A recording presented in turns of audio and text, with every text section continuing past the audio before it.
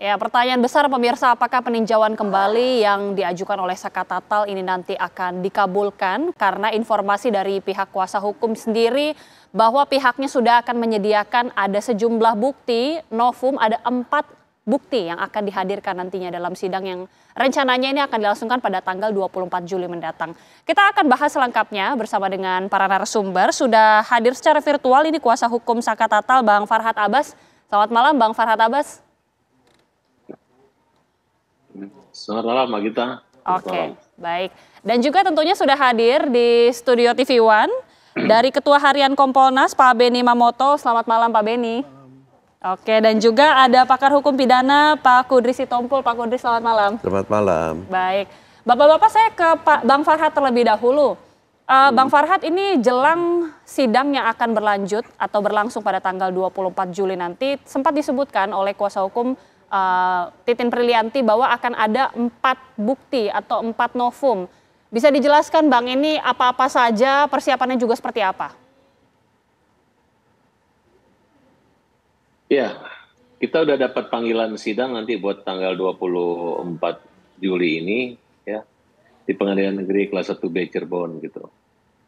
Sebenarnya kami yang lagi mengajukan PK ini nggak akan terlalu banyak komentar karena klien kami saat ini sudah tidak ditahan, sudah telah menjalani mantan narapidana dalam statusnya, yang dimana menuntut keadilan bahwa apa yang terjadi saat ini terutama dengan dikabulkannya pra peradilan gitu.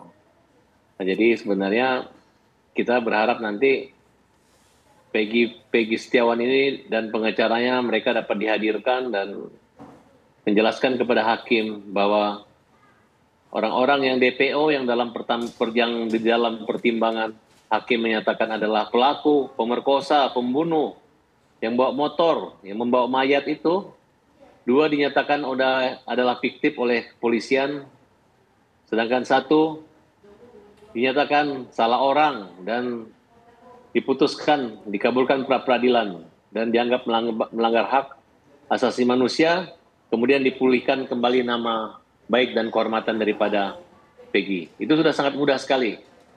Nah, di samping adanya pengakuan atau pencabutan pengakuan yang dilakukan oleh Liga Akbar yang tentu akan merubah kronologis cerita rangkaian peristiwa pidana pembunuhan berencana tersebut.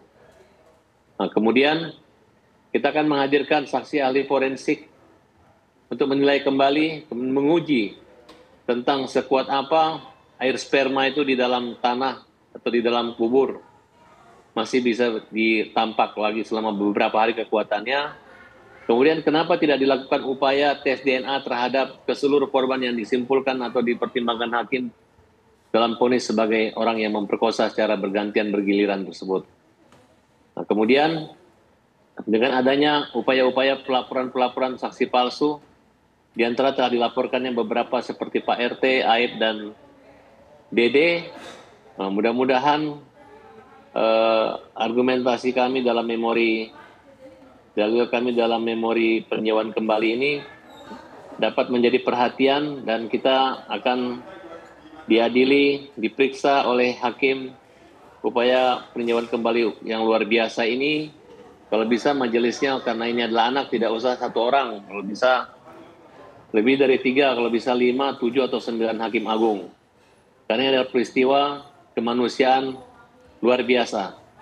Yang dapat kita petik dari persoalan ini bukan kita ingin kabur masalah pembunuhan ini, tapi agar jangan sampai salah menghukum. Dan salah menghukum itu juga harus dihukum, diberi sanksi. Kami melihat Polda Jawa Barat maupun pihak kepolisian belum memberikan sanksi yang tegas kepada penyidik-penyidik yang salah tangkap.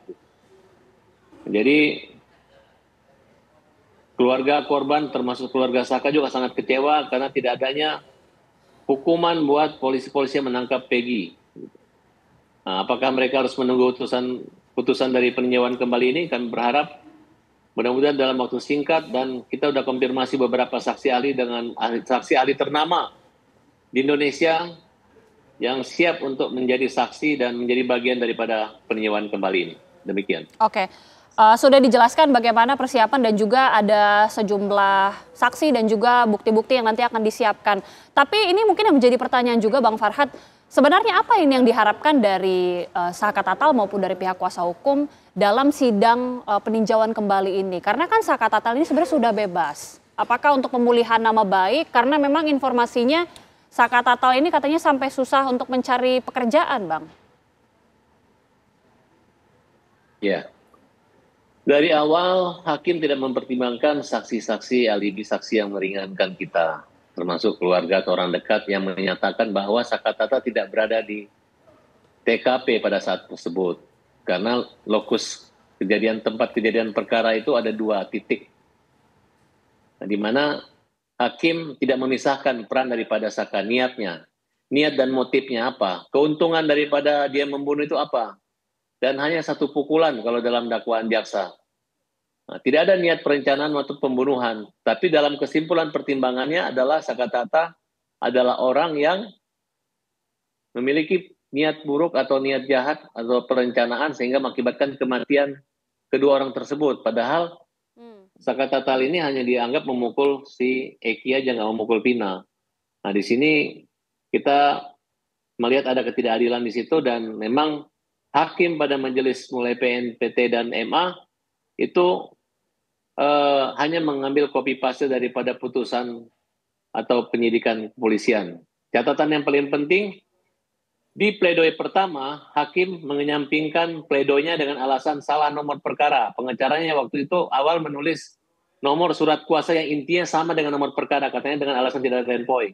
Jadi Saka Tatal sama aja tidak pakai pengacara, tidak ada pledoi. Pada saat banding, memori kasasi, memori banding yang sudah didaftar dan ada tanda terima, dan kontra memori atas memori banding jaksa, itu saat ada tapi tidak disertakan, tidak dilampirkan ke pengadilan tinggi.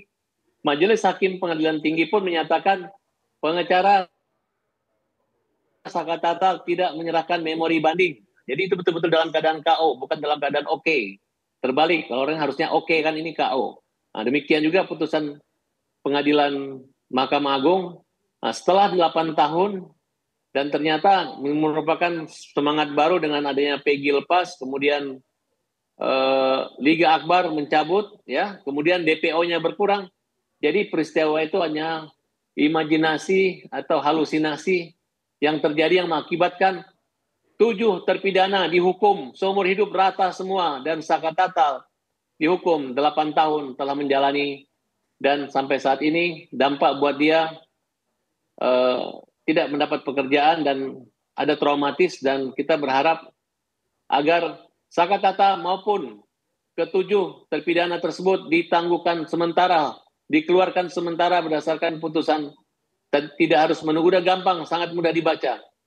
Hakim Aib Sulaiman aja yakin bahwa orang-orang yang DPO itu bukan pelakunya, dan polisi sudah menyatakan 2 udah fiktif. Jadi apa lagi? Karena kalau nggak ada mereka nggak akan mati tuh Eki. Tidak ada Peggy nggak akan mati tuh Eki. Itulah yang menjadi dasar bahwa Saka siap, di samping telah menjalani hukuman, siap sumpah pocong pun dia tidak melakukan itu. Semoga jalan terang, dan semoga keadilan itu ada di kota Cirebon. Dari sinilah kita mulai sidang pada tanggal 24 Juli nanti. Kami berharap seluruh masyarakat Cirebon untuk hadir bersama-sama, kita tuntut keadilan, kita gelar perkara ini, kemudian kita tuntut hakim di Mahkamah Agung untuk membebaskan Saka Tatal dan ke-7 terpidana lainnya. Baik, Bang. Ya, saya ke Pak Kudri sekarang. Ya. Bang Farhad tadi sudah menjelaskan ya, ini upaya untuk mencari keadilan untuk Saka Tatal, sekalipun sudah bebas, ada sejumlah bukti dan juga novel yang sudah disiapkan.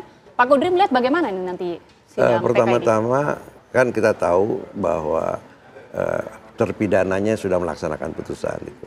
Dia mengajukan PK dengan harapan tadi mencari keadilan. Dan ini biasanya terjadi dalam perkara pidana, orang mengajukan PK, ya walaupun dia sudah melaksanakan hukuman pidananya, penjaranya, dia mengajukan PK untuk apa? Dia menyatakan bebas karena ada kaitan dengan perkara lain, perkara perdata. Mungkin di perkara perdata dia kalah, ya karena perkara pidana, misalnya perkara penggelapan, penipuan, pemalsuan surat, macam-macam, ya. Nah, jadi kalau misalnya pidananya dia bebas, berarti perkara perdatanya, perbuatan melawan hukumnya itu gugatannya akan dibatalkan juga. Itu biasanya ini. Tapi ini kan nggak ada kaitannya dengan perkara itu, hanya ingin mencari keadilan. Mungkin juga karena terpidananya atau mantan terpidananya itu secara psikologis trauma gitu ya, dia mengalami trauma Ya, psikologis. tadi disebutkan juga soal Bang Farhad, mungkin ya? dengan itu bebasnya gitu loh. Nah, tapi mengenai syarat ya untuk mengajukan PK ini ya, novum itu ada waktunya ya, 6 bulan sejak diketemukan novum itu.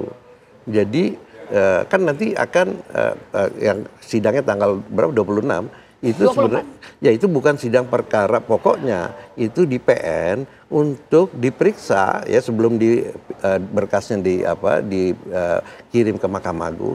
6 bulan itu akan diperiksa, akan dipanggil saksi-saksi. 6 bulan sejak diketemukan bukti barunya itu. Nah, bukti barunya itu sebenarnya bukti yang lama dahulu ada tapi tidak pernah diketemukan. Itu mungkin kemungkinan pertama. Kemungkinan kedua, novumnya itu bukti baru setelah perkara itu selesai. Ya kita nggak tahu ya apakah yang bentuk yang pertama ya artinya buktinya sudah lama baru ditemukan, atau bukti baru setelah perkara itu selesai baru, dan itu pun harus 6 bulan waktunya. Nggak bisa ini, nah perkara ini kan sudah 8 tahun ya ini. Ya kita nggak tahu, ini juga mohon hati-hati buat penasihat hukumnya untuk mempertimbangkan hal itu. Tetapi untuk mengajukan PK bukan semata-mata karena novum, ada alasan lain, yaitu ada kekeliruan yang nyata ya, bahwa hakim ada kekeliruan nyata dari hakim ya. Nah ini nanti kita nggak tahu dieksplor ya, atau digali oleh penasihat hukum di sisi mana bahwa hakim itu ada kekeliruan yang nyata ya, itu jadi bukan alasan novum itu ya. Jadi saya kira itu dua hal yang perlu diperhatikan oleh penasihat hukum untuk mengajukan PK itu. Oke. Bagaimana juga dengan yang dikemukakan oleh Bang Farhad, salah satunya kan putusan dari pra peradilan Peggy. Ini apa pengaruhnya nanti dalam sidang PK nanti? Apalagi Peggy juga sudah menyatakan sebenarnya siap untuk membantu memberikan keterangan dalam kapasitasnya tentunya. Perlu dipahami bahwa pra peradilan itu bukan menyangkut pokok perkara. Jadi tidak menyatakan seseorang itu bersalah ya atau tidak bersalah, telah memenuhi unsur tindak pidana atau tidak. Itu bukan soal itu. Tetapi yang dimasalahkan prosedur dan administrasi penetapan dia sebagai tersangka sesuai dengan aturan atau tidak. Ya. Nah, jadi ini kan nggak menyangkut pokok perkara.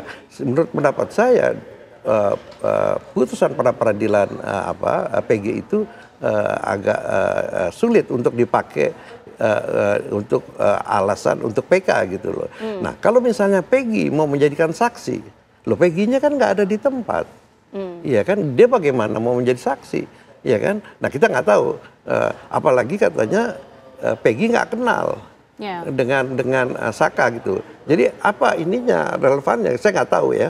Apa yang mau dari sisi apa ya karena kita nggak tahu ya. Tapi kalau dari pemahaman saya dari orang luar yang mengamati itu sulit kalau Peggy untuk sebagai saksi, kecuali ada dua orang dulu saksi dalam perkara, dia mencabut keterangan di muka pengadilan, dan ini sepengetahuan saya tahu ya, tidak ada orang ya dulu menjadi saksi di pengadilan terus dia cabut. Yang sering terjadi itu di pengadilan dia mencabut keterangan di waktu penyidikan. Tetapi kalau orang putusan sudah inkrah, terus tiba-tiba dia menyatakan mencabut keterangannya dia.